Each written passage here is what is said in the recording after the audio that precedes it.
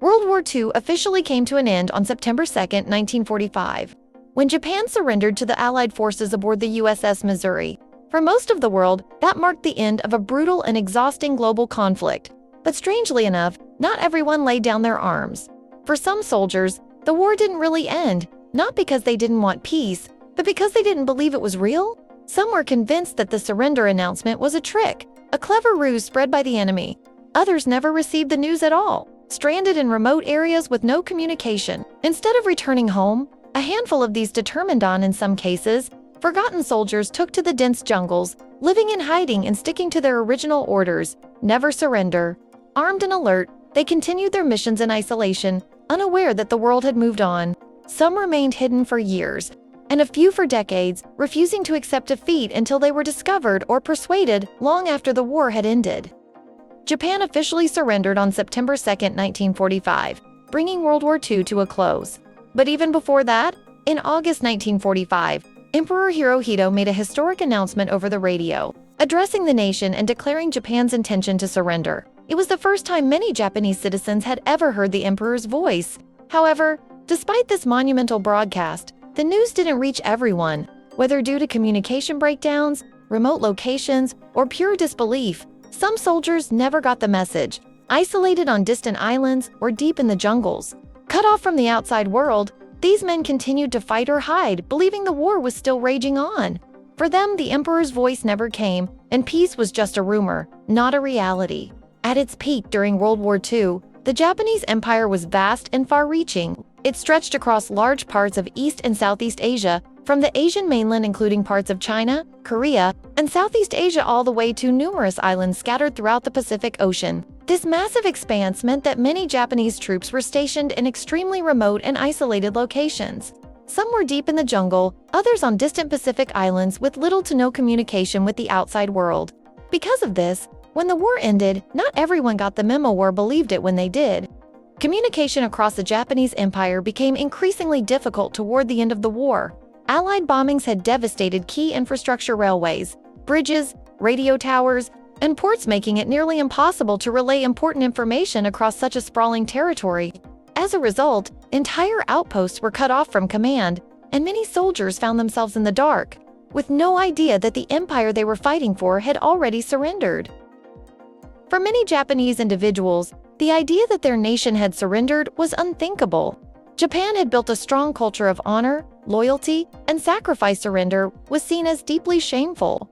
So when news of the defeat spread, a significant number of people struggled to accept it. Some flat out refused to believe that their country had given up, clinging instead to the belief that the announcement was nothing more than Allied propaganda meant to demoralize them. Others feared the consequences of defeat so much that they chose to stay hidden, isolated, and armed, rather than face what they imagined would be humiliation or punishment. One of the most fascinating examples of post-war resistance came from Captain Sake Jiba, an officer in the Imperial Japanese Army. After the Battle of Saipan in 1944, Jiba refused to surrender. Instead, he led 46 loyal soldiers and around 160 civilians into the rugged interior of Saipan Island, determined to wage guerrilla warfare against the American forces. Known as the Fox for his cunning tactics and ability to evade capture, Jiba kept up his resistance for an astonishing 16 months after Saipan had officially fallen, and continued hiding out for another 3 months after World War II had ended. It wasn't until December 1, 1945, that he finally surrendered to the Americans, formally laying down his arms. Captain Jiba went on to live a long life, passing away in 1992 at the age of 78. Another remarkable story of post-war resistance came from Lieutenant Ei Yamaguchi, a determined officer who, along with several other Japanese survivors, vanished into a labyrinth of underground tunnels following the American capture of Peleliu Island in 1944. Unaware that the war had ended and cut off from all communication, the group continued to live in secrecy, believing that Japan was still locked in battle with the Allies.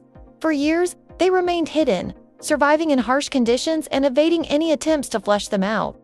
It wasn't until April 1947, nearly 2 years after the war's official end, that one of the holdouts was finally captured. But even then, others still refused to believe the conflict was over. In an extraordinary effort to convince them, military arranged for a Japanese admiral to be brought to the island to personally deliver the truth. Only then, on April 21, 1947, did Lieutenant Yamaguchi and the remaining men emerge from hiding and surrender. Their long resistance remains a powerful testament to loyalty, confusion, and the chaos that war leaves behind. During World War II, the southern part of Sakhalin Island, now part of Russia, was under Japanese control, but as the war drew to a close, Soviet forces launched an invasion and took over the region.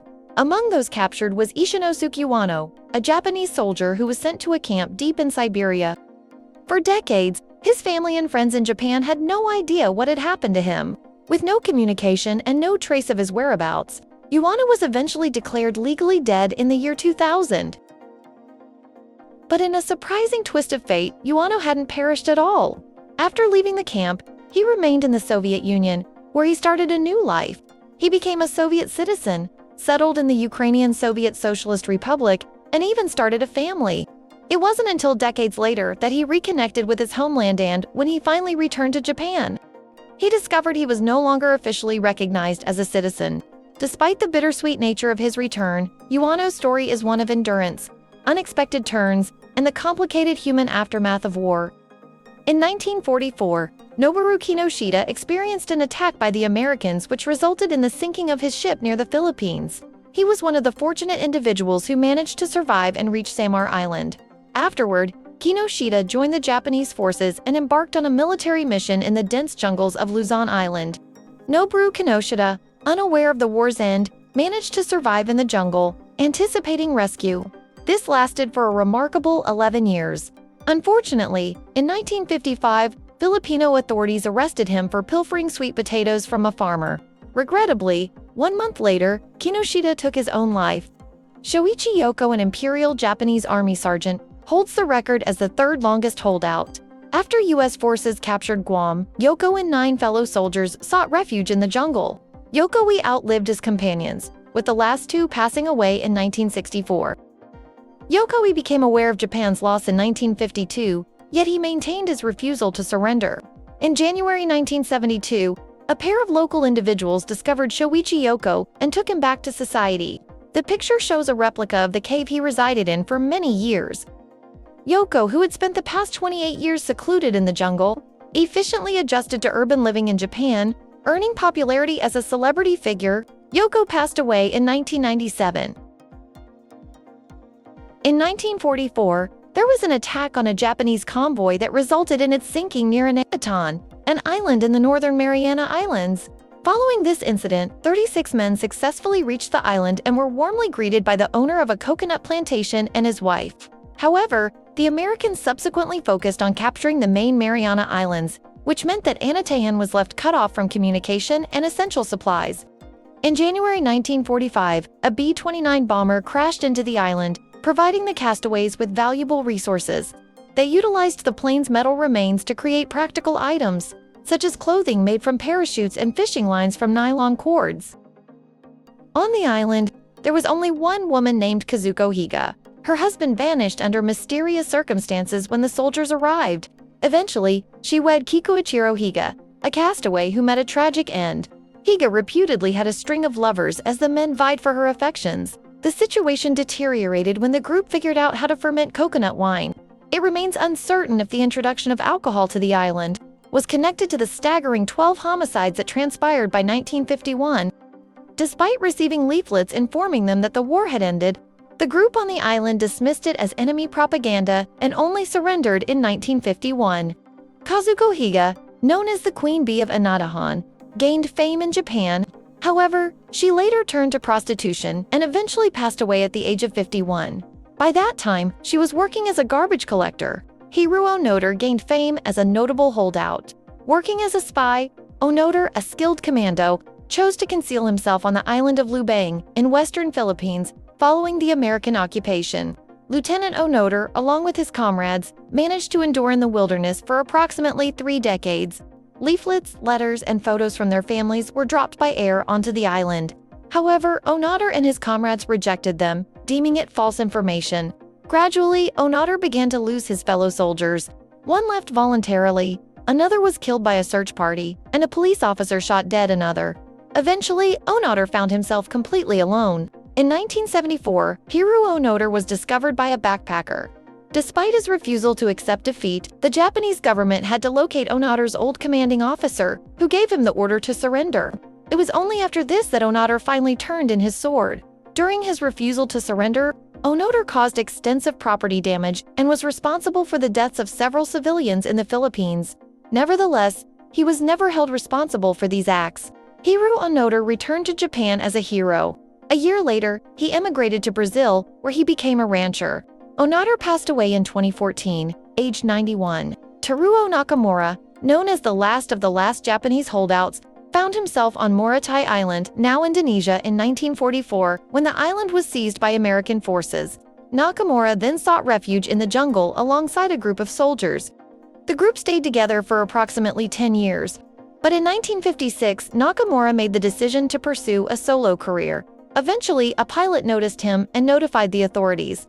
On December 18, 1974, Teruo Nakamura was apprehended and transported to Jakarta for medical treatment. In contrast to Hiroo Onoda, Teruo Nakamura didn't garner as much recognition in Japan.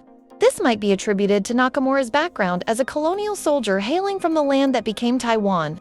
As a colonial soldier, he wasn't part of the Imperial Japanese Army.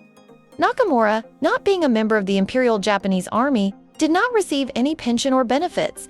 Japan awarded Onoda approximately 160,000 United States dollars, but Nakamura received a mere 227 United States dollars. Nakamura returned to Taiwan, where he lived for 5 more years before succumbing to cancer.